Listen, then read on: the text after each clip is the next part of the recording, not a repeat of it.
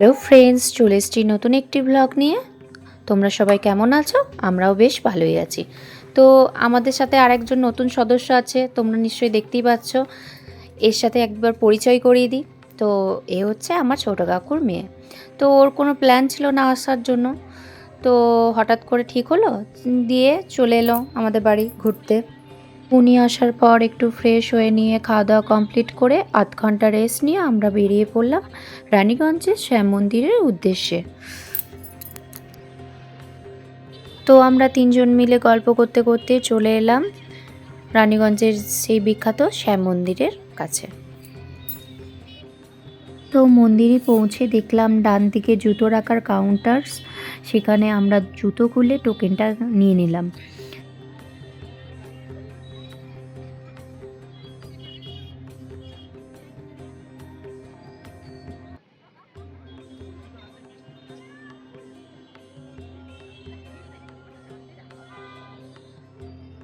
তারপর আস্তে আস্তে উপরে গেলাম, এসে দেখি লম্বা লাইন, দেখি সেখানে প্রসাদ বিতরণ চলছে। তারপর মন্দিরের চারিদিকের ভিউটা একবার দেখে নিলাম।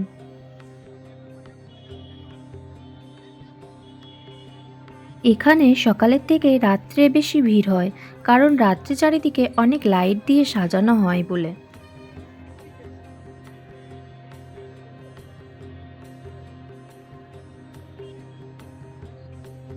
আমরা এরপর ভেতরে প্রবেশ করলাম। সেখানে যদিও ফটো তোলা নিষেধ, তাও আমরা চেষ্টা করলাম বাইরে থেকেই কিছুটা দেখানোর। মন্দিরের ভেতরে রয়েছে গণেশজি, সীতারাম, হনুমানজি এবং শিব পার্বতীর বিগ্রহ। পর ঠাকুরকে মনের ইচ্ছা জানিয়ে আমরা নিজেরা একটুখানি ফটো তুলে নিলাম। তারপর একটা ছোট্ট কিউট বাচ্চার সাথে পরিচয় হলো, যে কিনা ফটো তোলার সময় আমাদেরকে দেখে মুচকি মুচকি হাসছিল। এছাড়াও মন্দিরের পরিবেশ ও তার কারুকার্য আপনাদের মুগ্ধ করবে। কি সুন্দর না? দেখতে প্রতিটা কাজই কি সূক্ষ্ম হাতে করা হয়েছে দেখুন। তারপর ফটো তুলতে তুলতে আমাদের কানে কাঁসর ঘণ্টার আওয়াজ এলো। তো আমরা বুঝতেই পারলাম এরপর সন্ধ্যা আরতির সময় হয়ে গেছে, তাই সন্ধ্যা আরতি হচ্ছে। তারপর সন্ধ্যা আরতি দেখে মন্দির থেকে বেরিয়ে পড়লাম। তারপর রানীগঞ্জে ঘুরতে গিয়ে খালি পেটে ঘুরে আসা মানে বিশাল পাপ করা, তাই একটুখানি জিজু আর শালির মধ্যে ফুচকার কম্পিটিশন হয়ে গেল। টুকটাক কিছু খেয়ে নেওয়ার পর অপেক্ষা করলাম টোটোর জন্য। পর টোটো না আসাতে আমরা বাসে চেপে পড়লাম রানীগঞ্জের স্টেশনে নামবো বলে।